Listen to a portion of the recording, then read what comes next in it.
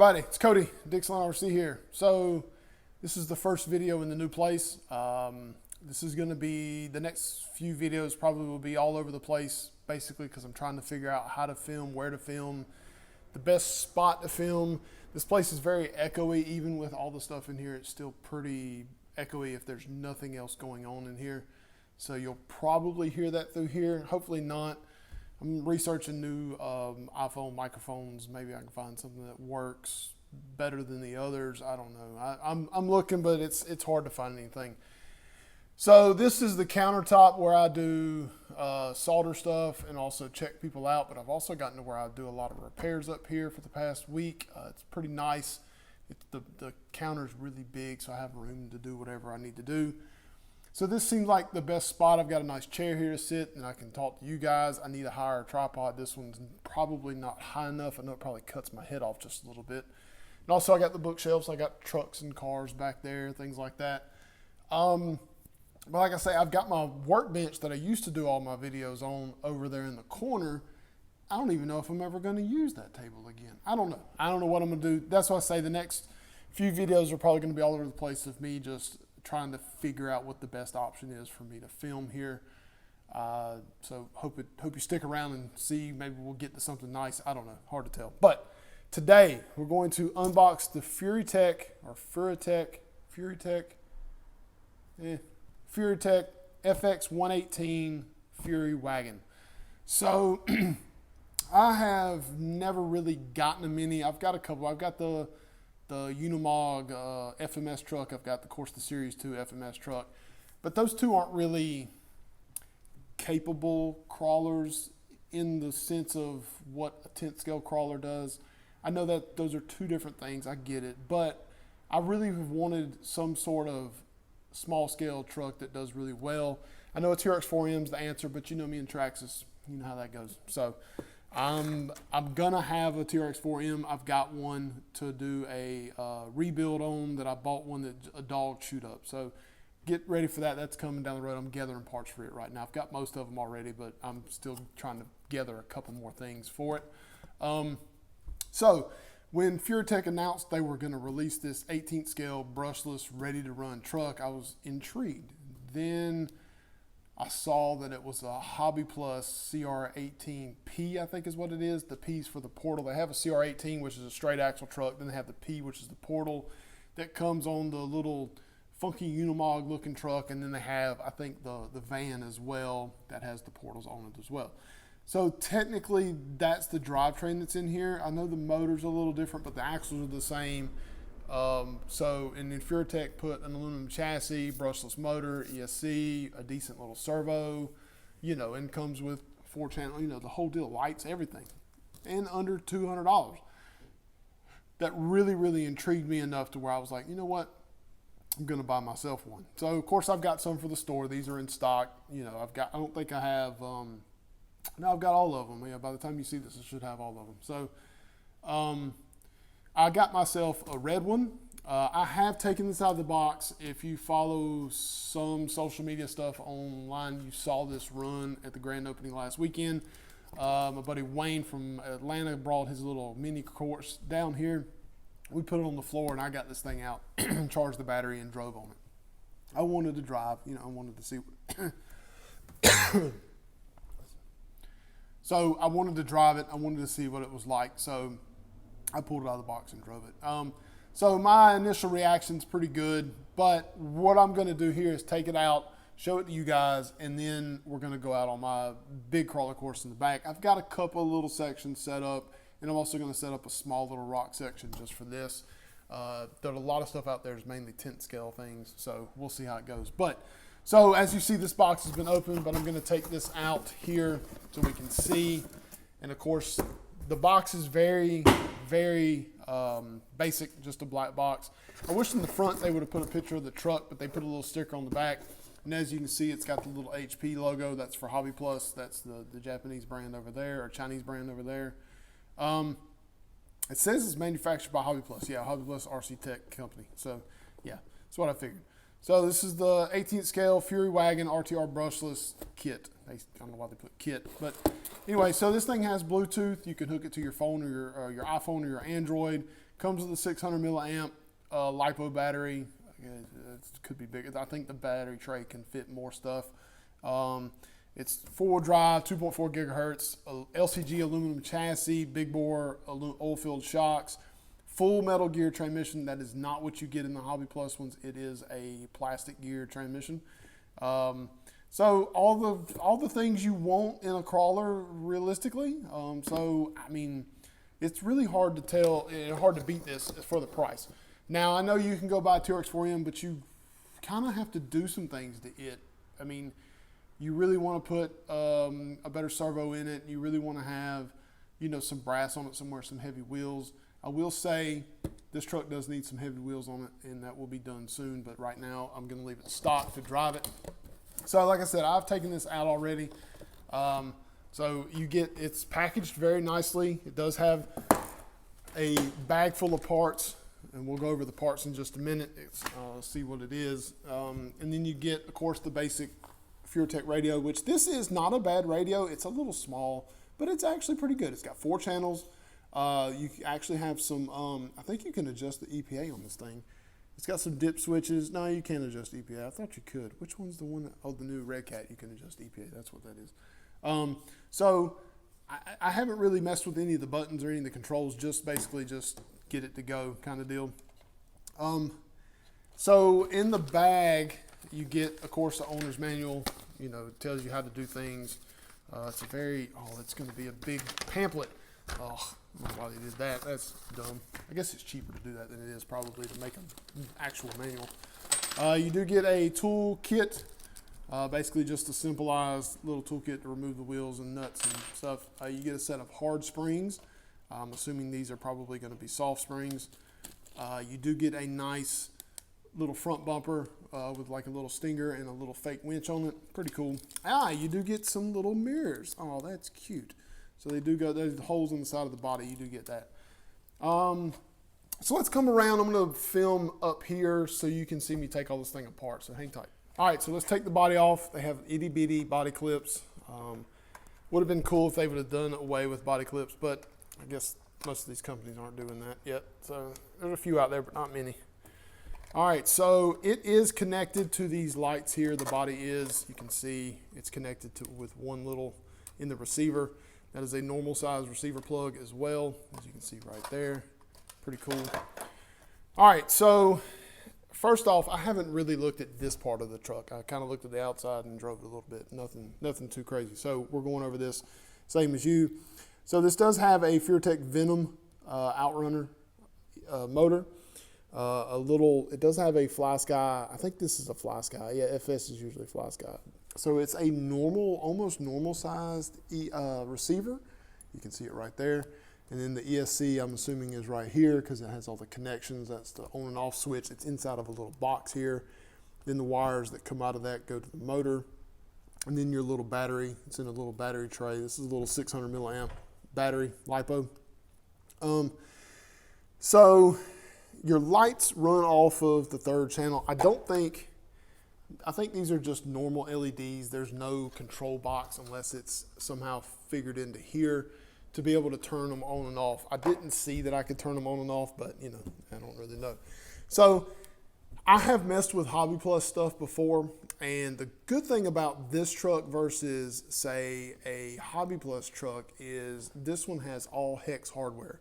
Everything on it is some sort of hex, probably a 1.5. Yeah, it looks like 1.5. So that's good because the Hobby Plus truck is all Phillips head screws, and nobody wants to do that. So this does have servo on axle, which is fine. It is just a normal micro servo like all the rest of them come with. I'm sure the little, we'll have to try different servos at one point. I'm not going to do anything until it gives out anyway. They did say there's oil in these shocks. I can't really tell. Well, yeah, I guess you can kind of tell. Decent little LCG chassis. I know it's not super low center of gravity, but it's good enough. You do get portals front and rear, and they do have brass pieces for this and full aluminum axle housings for whenever that time comes. Hopefully the other aftermarket companies jump on this and make links and drive shafts and just full brass C-hubs and knuckles and outer portal covers and all that stuff like that. The tires seem to be okay. There is, I think, a little bit of foam in there. These are a beadlock. It is a plastic beadlock, and it is a 1.2 inch beadlock instead of a 1.0 beadlock. Different, so you got to make sure you pay attention to that. You cannot go buy, I mean, you can go out and buy 1.2 wheels. I think some Chinese companies have those, or, you know, that kind of deal. So just pay attention to that if you decide you want to put wheels on. Now, if you're going to do wheels and tires, it doesn't matter. 1.0s will fit on here. It still has a 7 mil hex inside of there. So pretty good. I mean, you know, I mean, I'm not a big mini guy, so I'm not really knowing what I'm looking for as far as what's the greatest thing to have. That's why I got this one. I wanted to have some sort of something, and this seemed like the best option as far as, you know, pricing goes and what you get and that kind of stuff like that. So not bad. It seems like it's pretty decent. These plastic links seem pretty thick or, you know, strong compared to, you know, I mean, you know, the U-Tron and the Sendero SE's links, you can take them and just flop them around. These seem pretty stout considering how small they are. So we'll see how well they hold up, and also these drive shafts, see how well they hold up as well, because this little outrunner puts out some serious torque. So also another thing, I've been reading a lot about, you know, when you download the app on your phone and you do the update, make sure to go in and update to the latest firmware, because apparently what's been happening is this ESC, when you turn the truck on, is somehow switching to a different motor, and it burns this motor up. It sucks, and I think they're working on it, and Furitek is very good about replacing stuff under warranty if this happens, so just reach out to them. Also follow the Furitek Facebook page if you're on there, mainly to see what changes, because they let everybody know when the new firmware update is available. So be sure and go on there, check that out, do that, because it will save your truck. I haven't had a problem with this. We drove this for about 20 minutes that day.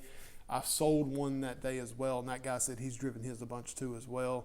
Hasn't had any problems. So it seems to be very hit and miss. I hope that this doesn't happen to mine, because I really don't want to have to wait to change anything, and I hate that for all you guys that have to do that as well. But it seems like they're really taking care of it, and they're really doing what they can to make sure things go right.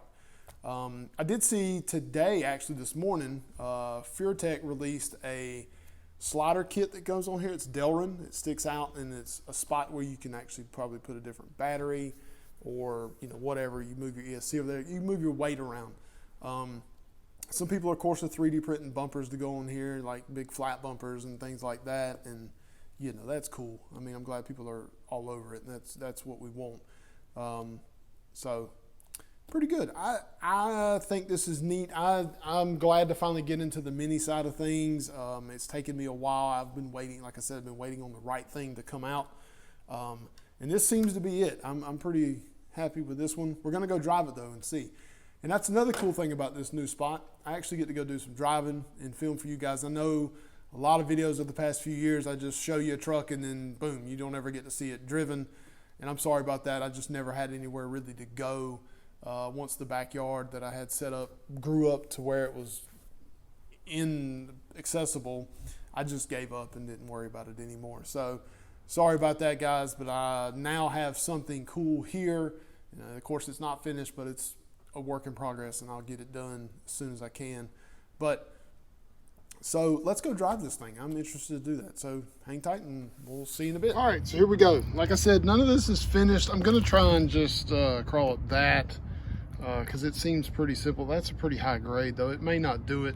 We'll see. And then I got some like smaller rocks over there. We're gonna just crawl over, and I may fiddle around. I don't know, we'll see. The sun's out. There's a lot of traffic that rides by this place. So if you hear that, sorry. I'm gonna try and get some cool shots of it coming up, so we'll see how.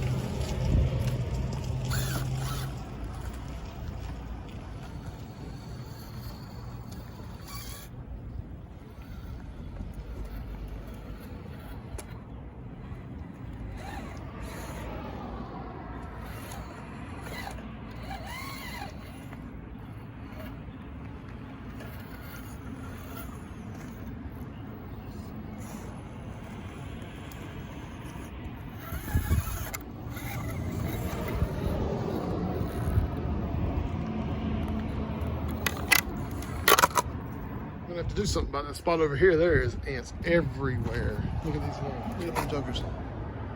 They are getting it. Gotta go buy some stuff. Spray that down. All right, so let's see if it'll do some stuff over these rocks here. This is all gonna be pretty gnarly, so it may not do this. I'm not filming one hand. I've got a cool little gimbal, but it's not really working the way I want it to.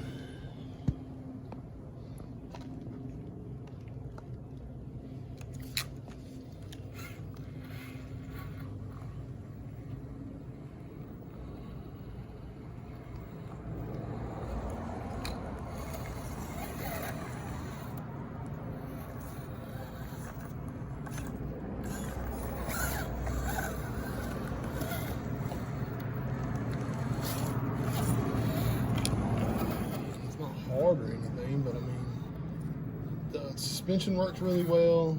Everything seems to be doing what it's supposed to do.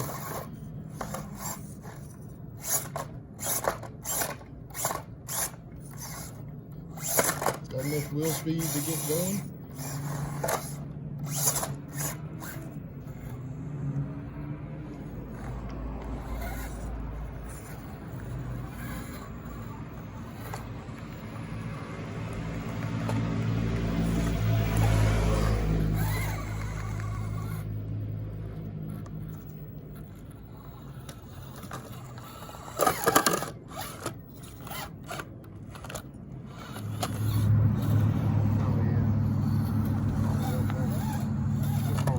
Too.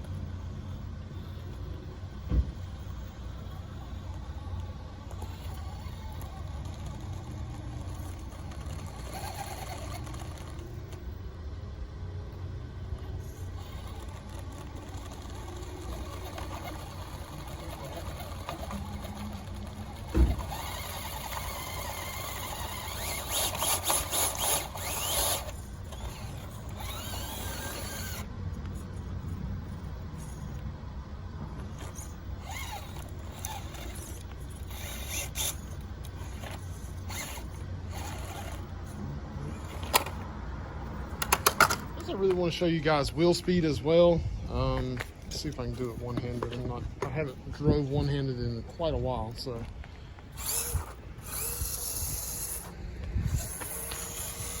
That's full throttle.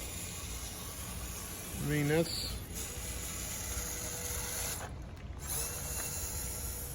ain't bad. Be a decent little, it ain't gonna be, it ain't super fast or nothing, but good enough. It'll get the job done. All right, so after my little drive on this truck, I dig it. I think this thing with some heavy wheels on it and some bigger tires, probably like some Scorpios or some, something in the 63 millimeter range. I may have to trim some of this or this here, who knows, whatever. That'll be fine. Servo seems like it's got enough power for now. I'm sure once you put bigger tires on it, that'll change. Like I say, getting some heavy wheels on here is going to be definitely the ticket. I think my course out there, what you just saw, is too much. That's 10th scale, so it's way too. The gaps between rocks are way too big. It's too much. You just can't do it. It just can't. It can't handle the gaps. And well, y'all know how it is. Small tire stuff, that's how that goes. Certain gaps just are too much. So, and that's what happens with these, with regular size courses. I think with a little bit of tuning and some figure out and some things and a couple of metal pieces here and there, some brass in certain places and stuff like that, it's going to be really good. But that's it. I think it drives well. It's got a lot of slow control. It's got enough wheel speed when you need it to blip it. Supposedly this thing will do 3S. I don't know if that's true or not. I'm probably not going to try it. I am going to change connectors over to XT30 and then have trying to figure out different size batteries that'll fit in this thing as well. Because I think if you put those Delrin skids that Furitek come out with, I think that's going to be great. You'll be able to put a battery on the side and put something else on the other side, or figure out a way to wire in two, you know, whatever. Just all kinds of different things. There's so many different options you can do. And it seems like Furitek is really going to push aftermarket with this. They're going to have all kinds of different things coming out. Supposedly, they're going to have the drive shafts and high clearance links, and then metal everything, and then brass stuff. You know, they're taking the forefront of having all that stuff. You know, maybe they'll have a carbon chassis before too long. Who knows? I don't know what they're going to do, but that seems to be the answer. So, in my opinion, for $200, is this worth it? Yes. If you are looking for something, that's a lot of free play. But anyway, everybody, portal axle, that's how that goes. So for everybody looking for something they just want to get and be able to drive, I think this is the answer. Is it the greatest? No. Is it the best you can buy for $200? Probably. It's close. I mean, the 2X4M is pretty good. It also looks way better than these as far as the looks part of things go. But if that's not what you're after, if you're after performance, I think this is going to be the answer. Because even if you buy a 2X4M for $150, you're still going to have to spend, you know, if you want brushless, you're going to have to spend $140. If you want, you know, different chassis rails, you're going to have to spend anywhere from $20 to $40, depending on where you get them from and who makes them. Then you're still going to have to worry about your heavy body that you got on it. This does not really have a heavy body. This is nice Lexan, pretty thick Lexan too at that. So it is a little heavy, but it's not near as heavy as a hard body goes. So lots of pros, lots of cons between the two. If we're just talking about 18th scale stuff, that's really all I'm talking about. 24 scale stuff's a whole nother market, with your SCX 24 stuff being as priced like it is, and the aftermarket amount for all that stuff is ridiculous. So it's out there. So I don't know. I enjoy it. I like it. I'm going to keep driving it. I'm going to do little things to it, put some brass wheels on it, put some bigger tires on it, figure out how much fluid's actually in the shocks depending on what we need to do. So go from that route. And that's it. So thanks for watching, everybody, and we'll see you next time.